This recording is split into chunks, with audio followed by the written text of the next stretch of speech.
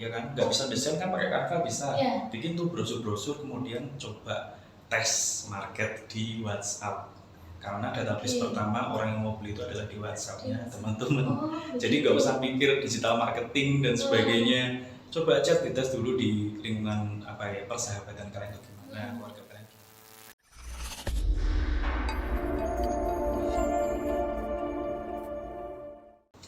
Assalamualaikum warahmatullahi wabarakatuh. Halo Sobat Unipma, kembali lagi di podcast Unipma, ruang inspirasi dan berbagi cerita dari insan-insan hebat Universitas PGRI Madiun.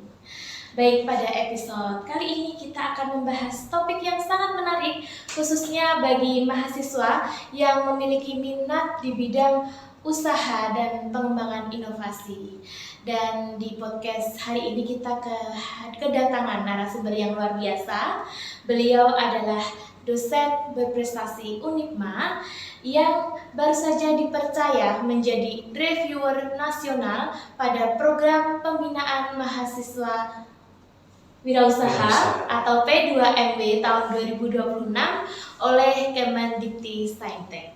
Baik, tentu saja prestasi ini sangat membanggakan, bukan hanya untuk beliau atau dosen yang berprestasi, tapi juga untuk seluruh keluarga besar Unipma.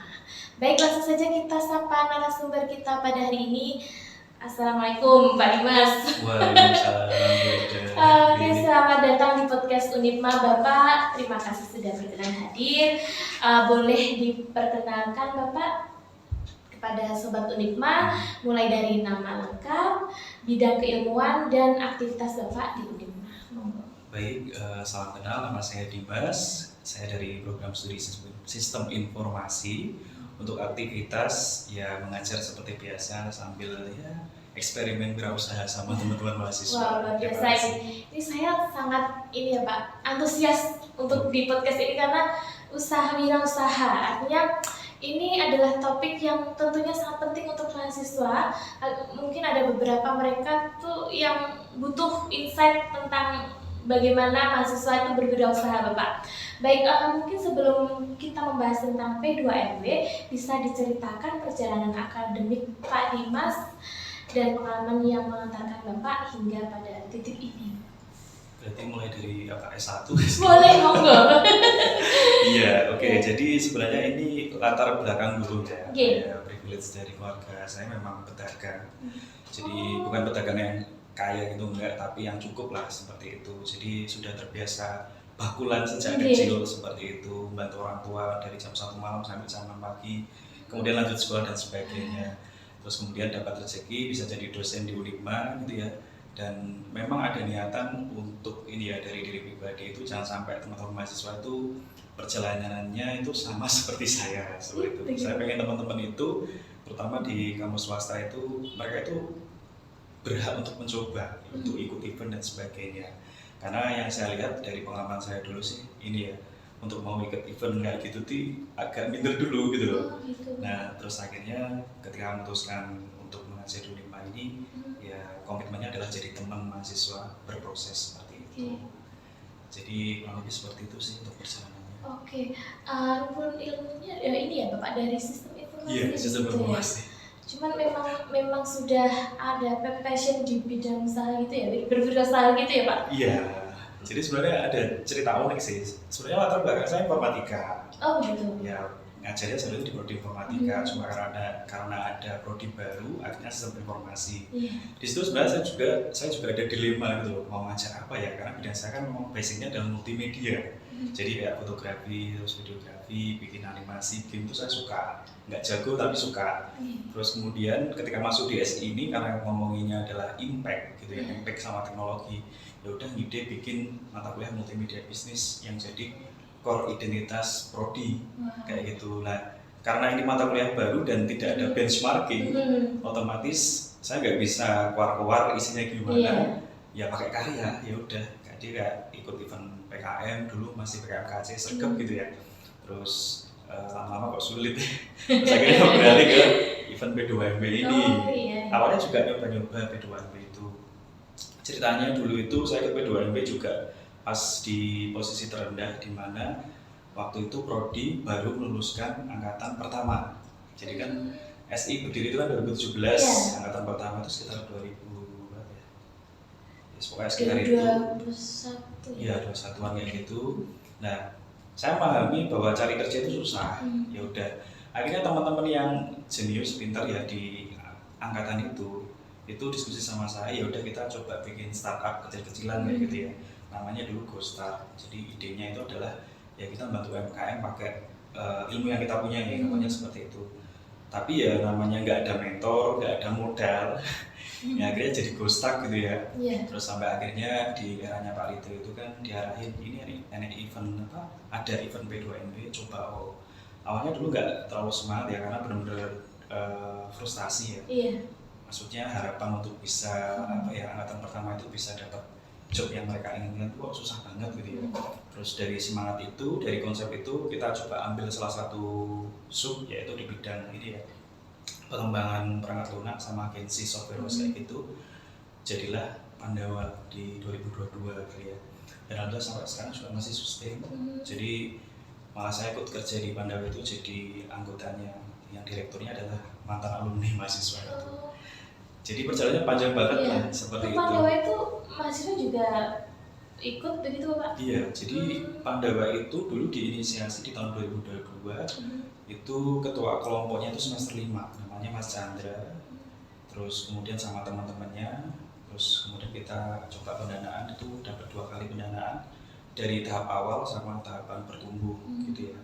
Dari situ terus akhirnya kita berkembang terus sampai ada beberapa teman yang lainnya terinspirasi gitu ya, dari mulai thrifting, terus makanan sehat, terus apa lagi ya, yang terakhir ini di 2025 kemarin ada bimbel ya, bimbel hybrid sama inovasi olahan brem. Jadi brem sama kopi kayak gitu ya, namanya Brembo kayak gitu. Jadi perjalanannya macam-macam, tapi belum sukses gitu aja. Ya masih berjalan. Ada ya Pak, mencoba itu adalah yang hal terpenting gitu Pak. Baik, luar biasa sekali ya, saya baru mendengar di awal aja sudah wow gitu. Kemudian Bapak saat ini dipercaya menjadi reviewer nasional P2MB di tahun 2026 Bapak ya. Bagaimana Bapak perasaan dan makna dari pencapaian ini menurut Bapak? Bagi Bapak dan bagi Unifma bagaimana? Ya sebenarnya kalau dari saya sendiri sih belum siap ya, karena belum bisa menelurkan. Kalau PKM itu kan ada istilahnya PIMNAS ya. Waktu P2MB itu ada yang namanya KMI, kompetisi mahasiswa Indonesia, kayak KMI Expo ya, ada peringkat-peringkatnya. Saya tuh masih belum bisa nembus di situ gitu ya. Baru kemarin itu yang stand up comedy itu bisa masuk 10 besar Mas Sunar, itu udah pencapaian bertahap lah. Karena apa ya, tak lihat track saya sama teman-teman itu sistemnya bertahap, jadi nggak bisa langsung gitu, nggak bisa. Nah, coba nggak tahu kenapa di tahun ini tuh targetnya sebenarnya masih mau nyoba untuk bisa dapat nominasi lah, Kak. Kita harapan di KMP Expo, tapi sama teman-teman BKM di support ini Pak daftar reviewer, yakin dah. Ya agak yakin juga, terus akhirnya dapat support dari prodi, terus beberapa teman itu, terus akhirnya ya udah coba aja gitu ya. Terus tapi tetap dipersiapkan dan sebagainya. Yang jelas ya kaget sih kalau bisa keterima itu, ya kaget, terus melihat para reviewer sekelas nasional tuh yang ngeri gitu ya. Ya ini adalah sebuah kebanggaan tentu saja bagi Unifma Bapak. Semoga menjadi semangat yang positif bagi Bapak dan bagi seluruh aktivitas Unifma. Baik Bapak, kemudian mungkin ada beberapa mahasiswa atau sobat Unifma yang saat ini menyaksikan podcast hari ini belum terlalu familiar dengan P2MW atau program pembinaan mahasiswa wirausaha. Sebenarnya seperti apa sih program ini, Pak? Ya, simpelnya gini aja sih. Kalau teman-teman itu berniat mendirikan usaha gitu ya, itu bisa dimulai dari pas jenjang kita lagi kuliah nih.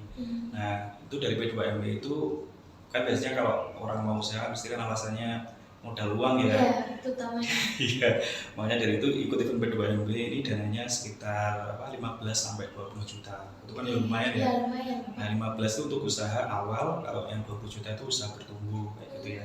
Dan itu hak usahanya adalah milik mahasiswa. Jadi dosen nggak cawe-cawe. Jadi memang benar-benar buat teman-teman yang pengen berniat wirausaha seperti itu. Nah, untuk bidangnya apa aja macam-macam gitu ya. Bagi yang suka apa istilahnya makanan minuman bisa masuk kategori makanan minuman, terus kemudian ada yang jasa, perdagangan pariwisata, yang suka nanam-nanam atau berkebun bisa masuk ke kategori apa perkebunan budidaya kayak gitu. Terus yang suka bisnis IT ada tuh bisnis digital, terus teman-teman yang industri yang bikin apa berbasis manufaktur itu juga ada sendiri gitu ya. Jadi skopnya emang luas banget gitu. Oke, baik. Itu diadakan setiap tahun Bapak ya? Atau setiap tahun ada. Iya. Dan tahun ini sudah atau belum Pak? Sudah. Pengumumannya minggu ini. Berarti sudah ada ini pembukaan pendaftaran sudah dimulai. Proses seleksi. Oke, baik. Bapak terkait program P2MB, P2MW gitu ya. Mengapa program kewirausahaan seperti P2MW ini sangat penting khususnya bagi mahasiswa di era sekarang Pak? Iya, kalau saya sih simpel aja, cari kerjaan susah gitu. Jadi sebenarnya di prodi itu kan ada profil lulusan ya, yang jadi programmer lah, yang jadi cyber security dan sebagainya. Oke lah, prodi boleh memberikan apa istilahnya apa ya, gambaran profesi, saya bilang gambaran profesi karir yang ideal. Nah, tugas saya adalah di plan B-nya. Kalau mereka nggak bisa nyanda yang bagian ideal ini gimana? Ya ini masih ada jalan ya. Salah satunya wirausaha. Wirausaha itu juga nggak bisa setelah lulus kamu baru mulai, ya bisa, cuma kan tapi tingkat stresnya kan ya cukup lumayan tinggi. Mendingan dimulai dari semester berapa, 2, 3, 4, 5 itu nggak apa-apa gitu ya. Jadi masih 4 tahun itu trial error, masih ada apa privilege dibantu sama orang tua, ini kan juga masih enak gitu sih. Oh betul, iya. Mbak, ini penting memang. Saya juga sering nanyain pas kuliah gitu, kamu ambil, kebetulan saya di sejarah, jadi kenapa ambil prodi ini ya? Kebanyakan ya nggak tahu ibu, kemudian ada yang mengikuti arahan orang tua, ada yang oh ya sudah. Ya tetap saya ketika mengajar juga saya ini selipkan untuk agar mereka mencoba untuk berwirausaha. Itu pun juga saya lakukan Bapak. Itu menjadi keran rezeki kedua selain pekerjaan utama begitu untuk saya. Baik, kemudian Bapak sebagai reviewer nasional, apa saja aspek yang biasanya dinilai dalam proposal P2MW? Ya, jadi aspek yang dinilai untuk sebenarnya di buku pedoman itu sudah cukup komplit gitu ya. Di buku pedoman itu intinya kalau teman-teman tuh pengen bisa lolos di proposal P2MW, usaha itu harus benar-benar udah jalan dulu. Jalan dulu. Jadi ibarat kata memang ada 2 kategori ya, usaha awal sama usaha bertumbuh. Kalau usaha awal itu paling enggak produk kita tuh sudah tervalidasi oleh market. Sebagai gambaran, teman-teman nih mau ada acara PKKMB atau mungkin Disnatalis, kalian buat stand tuh, ngide jualan bikin minuman, kopi apa gitu ya, semuanya kopi rasa buah, semuanya kayak gitu ya. Nah, kalian coba jualan di stand itu dan ternyata ada feedbacknya, ada untungnya, intinya produk itu terjual, itu sudah jadi acuan untuk bisa masuk ke P2MW tahap awal. Kalau yang bertumbuh itu harus sudah ada NIB-nya, buku kas itu juga ada dan sebagainya gitu sih. Oke, baik, berarti ada tahap awal dan sudah tadi sudah berjalan dulu begitu ya. Mungkin untuk ini Bapak kemungkinan besar untuk lolosnya itu apakah yang di tahap awal, apakah yang ini Bapak? Ya, kalau ke depan saya melihat ini yang tahap awalnya mulai dipangkas. Oh begitu. Iya. Nah, teman-teman tuh banyak yang baru mulai semangatnya itu di tahap awal. Ke depan itu bahkan di tahun 2026 ini kuota untuk tahapan bertumbuh itu lebih banyak. Jadi per kategori, semuanya kategori makanan minuman nih, itu kan ada tiga proposal yang akan diterima. Satunya tahap awal, 2-nya tahap bertumbuh. Nah, teman-teman yang di sini itu belum nembak yang tahap bertumbuh. Karena tahap bertumbuh itu harus berjalan selama 6 bulan baru kita bisa maju. Oke, baik. Artinya di sini Sobat Unipma yang sekiranya tahun depan berminat, itu dari sekarang sudah mulai dulu ya begitu Bapak ya? Betul ya, jadi bikin inkubator kecil-kecilan lah. Mungkin teman-teman yang sengganin ngopi sama nongkrong gitu ya, atau mungkin cewek-cewek sengganin gibah. Mendingan ya ngobrol lah, bikin crafting apa-apa ya, itu kan enak ya. Karena ya rata-rata ya saya kan juga seneng ngopi, kadang ya ngobrol sama temen enaknya bikin apa dan sebagainya. Ngobrolnya yang bermakna gitu. Baik, menurut Pak Dimas nih, kesalahan apa yang paling sering dilakukan mahasiswa saat menyusun proposal usaha? Kesalahan yang paling penting dilakukan kesalahan yang paling sering dilakukan oleh mahasiswa ketika menyusun proposal. Ini ya mungkin kurang cepat ya. Itu yang pertama, faktor kurang cepat karena tak lihat teman-teman ini kebanyakan overthinking. Oh begitu. Terus kemudian kalau sudah ada catatan revisi banyak itu wes galau DC kayak gitu. Jadi sudah galau dulu kalau sudah ada banyak revisi. Padahal revisi itu kan juga bagian dari proses hidup ya, yang namanya ujian itu ya revisi itu tadi. Kalau ada catatan berarti kita nggak baca catatan itu untuk memperbaiki kualitas proposal kita supaya bisa pantas lah ketika nanti masuk di level nasional kayak gitu. Tapi untuk melakukan ini kegiatan mendaftar, mempersiapkan proposal, menyusun proposal dan lain-lain, tentu saja ada pembinaan dari dosen begitu Bapak? Ada. Dari masing-masing prodi begitu ya Pak? Oh, kalau itu biasanya dari BKM terpusat ya, itu sudah mengadakan sosialisasi. Karena kemarin saya juga diundang sebagai dosen pembimbing yang pernah ikut P2MB sama teman mahasiswa itu Mbak siapa lupa. Itu kita ngisi materi, jadi POV-nya mahasiswa gimana, POV Dosping bagaimana, terus dari BKM bagaimana. Itu udah sih kemarin sempat itu dari prodi sejarah gitu. Sudah siap, saya juga melihatnya bagus, dia bimbel gitu Pak. Dia menyediakan bimbel yang offline dan online begitu. Saya melihatnya juga oke nih, tapi ternyata kendalanya sudah tutup. Jadi informasi mungkin ini ya, gak semuanya apa karena mahasiswa itu sendiri telah memperoleh informasi atau bagaimana saya kurang tahu. Artinya dia itu udah bagus menurut saya tapi sudah tutup. Dan kebetulan yang menyusun ini mahasiswa akhir. Akhirnya saya menyayangkan, api ini tapi kok udah semester 8. Akhirnya nanti ini sedikit tips ya. Iya. Kalau semester 6, 7, 8 agak susah sih. Oh begitu Bapak? Karena dari pengalaman 2 tahun terakhir saya agak kerepotan sebagai dosping. Karena kan kayak kakak itu nggak boleh keluar, izin juga agak susah. Terus apalagi dulu pernah ada magang juga. Jadi saya mau yang nge-backup. Berarti ideanya mahasiswa itu mengikuti P2MB itu di semester? Kalau biar mau totalitas ya 2345. 2345. Oke. Baik. Mungkin nanti ya mahasiswa yang saat ini masih duduk di semester 2, 3, 4, 5 bisa ini ya. Mengejar gas lah ya. Menurut saya itu aku dari dulu tuh pas masih mahasiswa, masih kuliah juga sangat berminat dengan hal kayak gini, cuman nggak ada tutup. Iya, jadi ya belajar sendiri. Iya, betul. Jadi yang mentor itu hampir nggak ada. Iya, dan sekarang tuh luar biasa loh ya, program-programnya tuh banyak gitu loh. Artinya mahasiswa tuh mahasiswa zaman sekarang tuh harus banyak bersyukur gitu, makanya banyak kesempatan bagi mereka untuk bisa berkembang kreatif seperti itu. Oke, baik. Kemudian Bapak, banyak mahasiswa sebenarnya punya ide tentunya ya, tetapi kurang percaya diri untuk memulai.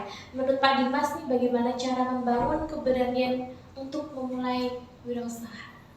Oke. Jadi ya itu pertanyaan klasik yang jawabannya sebenarnya sudah ada, cuma memang prakteknya sulit. Jadi gini, teman-teman kalau pengen memulai sesuatu itu ya udah niatnya Bismillah, terus kemudian ya udah mulai aja dulu. Mendingan kita tahu dikit tapi bergerak daripada tahu banyak nggak gerak-gerak. Sesimpel itu sih sebenarnya. Terus ini ada juga peran dari Dosping juga sebenarnya. Kalau saya mengamati teman-teman itu kayak kewajiban. Jadi teman-teman ayo ini P2MB ini wajib ngerjain. Nah kata wajib itu yang agak sebenarnya agak susah karena kan kayak memaksa. Makanya ketika proses ngerjain ini saya hadir itu bukan sebagai dosen sebenarnya, jadi sebagai tim. Jadi kayak tuh sebagai contoh ada temen tuh yang kemarin lolos di Magelang itu awalnya idenya bikin seleber. Nah kemudian datang ke saya, Pak gimana ide saya bisa diterima apa enggak bikin seleber? Terus saya tanya, lah masnya suka brem nggak? Enggak. Terus akhirnya ya itu berarti kan kita butuh komunikasi nih. Akhirnya tak ajak ngobrol berdua. Oke, kesukaanmu apa sih? Saya suka ngopi pak, kayak gitu ya, suka es krim. Kenapa nggak bikin ide kopi brem atau istilahnya es dari brem kayak gitu? Itu kan akan lebih menjual. Dan ternyata dalam praktiknya itu yang paling mudah dibuat itu ya kopi brem, es brem. Yang selain brem itu susah bikin. Karena apa dipengaruhi karena suka dulu itu ya pak ya? Ya emang harus original sih. Harus niatnya harus murni memang. Gitu. Karena itu mau berwirausaha. Kalau niat itu bener terus di tengah jalan itu nggak konsisten, bisnis itu biasanya struggle. Saya istilahnya sama teman-teman ini lolos tiap tahun alhamdulillah dapat rezeki dari teman-teman juga. Jadi sebenarnya bukan saya yang hebat, tapi ya ada rezekinya dari teman-teman mahasiswa. Cuma yang disayangkan adalah ketika teman-teman itu udah dapat pendanaan ya, itu hanya sebatas program selesai. Itu yang sangat disayangkan. Entah karena belum siap untuk jadi wirausaha, karena memang capek, capek berat dan bahkan untuk bisa berpikir optimis dalam kondisi usaha lagi susah itu juga butuh effort kayak gitu. Dan butuh motivasi dan memang butuh mentalnya. Iya. Butuh healing kita. Iya, tapi kan capek. Iya betul. Memang harus dari diri sendiri itu ya kayak gitu. Itu sih. Iya. Betul. Baik, mungkin Pak Dimas ada tips untuk mahasiswa agar mereka menghasilkan ide bisnis yang kreatif dan relevan dengan kebutuhan masyarakat. Oke. Jadi sebenarnya kalau masalah ide itu kan banyak ya. Mungkin yang paling gampang itu berangkat dari masalah pribadi aja. Gitu. Sebenarnya kalau dari masalah pribadi itu nggak harus pakai modal besar, itu juga bisa bisnis. Karena saya juga mengajar kewirausahaan. Saya tuh pernah eksperimen di salah satu kelas gitu ya. Saya kasih uang 100.000, ada 4 tim, 5 tim kayak gitu. Dan itu bisa gulung dari 100 bisa sampai 1.200.000, 500, 300. Itu fenomena yang menurutku luar biasa bagi anak sekarang, karena kan sudah ada sistem pre-order, kemudian kenalan mereka juga luas dan sebagainya, nggak harus punya toko fisik lah seperti itu. Jadi memang harus berangkat dari apa yang disuka, kemudian masalah yang mereka hadapi gimana. Habis itu ya udah langsung eksekusi bikin produk, ya kan? Nggak bisa desain kan pakai Canva bisa, bikin tuh brosur-brosur, kemudian coba tes market di WhatsApp. Karena database pertama orang yang mau beli itu adalah di WhatsApp-nya teman-teman. Jadi nggak usah mikir digital marketing dan sebagainya. Coba aja dites dulu di lingkungan persahabatan kalian itu gimana, keluarga kalian gimana. Nah buat yang introvert itu PR nih, yang merasa nggak butuh temen itu sangat butuh ya nanti ke depannya. Itu sih. Juga masih banget nih Mbak. Penting ternyata iya benar ya. Sesimpel itu aja sih. Gak usah mulu-mulu udah cara apa-apa ya wes jaga flyer dulu, bikin flyer dulu, udah posting dulu di WA gitu ya. Terus yang kedua ini keuangan. Jadi kalau uang jualan itu jangan dipakai sama uang pribadi. Itu wajib hukumnya. Karena saya banyak nih dengar cerita dari mahasiswa yang couple planner ya, jadi bikin usaha sama pacarnya itu ada tuh, bikin keripik makroni dan sebagainya. Terus dia masuk usahamu, Pak, tinggi self reward habis uangnya. Kebanyakan self reward. Iya, self reward. Berarti memang ini PR ya buat teman-teman, kadang udah dapat dikit pengennya nongkrong di kafe, terus makan sukses dan sebagainya. Jadi kontrol ini ya, pengeluarannya, manajemen keuangannya perlu dikontrol. Oke, baik. Luar biasa ini tipsnya seperti itu Pak ya. Itu juga bisa saya pelajari Pak. Baik, untuk berikutnya Bapak, mungkin ada pesan khusus untuk mahasiswa yang ingin mengikuti P2MB di tahun depan, di tahun selanjutnya? Oke, kalau pesan khususnya monggo disiapkan mulai dari sekarang untuk timnya, atau paling enggak pelajari dulu lah pedoman P2MB itu apa aja. Terus kemudian cari tuh minat yang kalian suka apa. Kalau yang suka ngemil ya masuknya F&B, yang suka ikan ya kan, ikan hias apa bisa masuk ke budidaya dan sebagainya. Pokoknya cari sesuatu yang itu tadi kata kuncinya yang kalian sukai gitu ya. Sama yang istilahnya kalian berusaha menyelesaikan masalah sendiri. Karena proses wirausaha itu panjang. Kalau teman-teman nggak ada ruh di situ atau nggak ada rasa suka di situ, repot gitu ya. Itu aja sih. Betul. Nanti istilahnya divalidasi market, ide-ide usahanya, ya sesimpel itu tadi. Kalian pengen bikin kopi atau makaroni, ya udah bikin aja dengan POV-nya kalian, langsung bikin, nggak tahu resepnya pakai ChatGPT. Sekarang kan udah bisa. Pak, modalnya 50.000, ya tanya aja ChatGPT, 50.000 bisa bikin apa, kayak gitu. Kemudian kalian coba untuk praktekin, bener-bener literally praktek. Gitu. Itu yang penting. Jangan langsung jadi bos. Jadi memang pengen jadi owner cafe shop, gue belajar jadi bikin kopi dulu. Ya minimal bikin kapal api enak. Terus kemudian yang kedua jualannya gimana? Ya sesimpel kalian berani update status di WhatsApp, pre-order, gitu aja. Terus habis itu tahun depan ikut. Oke, Pak. Catat ya teman-teman Sobat Unipma ya, tips dari Pak Dimas tadi. Baik, untuk pertanyaan terakhir Bapak, harapan Pak Dimas untuk perkembangan atau kewirausahaan mahasiswa di Unipma ke depannya seperti apa? Kalau harapan pengennya bertumbuh ya, teman-teman bisa lebih grow lagi. Yang paling realistis adalah yaitu tadi, mulai banyak peminat untuk jadi wirausaha. Karena sekarang kan kalau aku melihat kan generasi sekarang itu sudah mulai aware dengan apa ya, pekerjaan sampingan ya, side hustle kayak gitu ya. Kebanyakan kan kayak di cafe shop baristanya juga mahasiswa semua, bahkan mahasiswa saya juga banyak yang kerja di cafe shop gitu ya. Ya intinya nggak usah malu, kalau memang selama itu halal gas saja, tetapi tetap jangan lupa akademiknya diselesaikan gitu ya.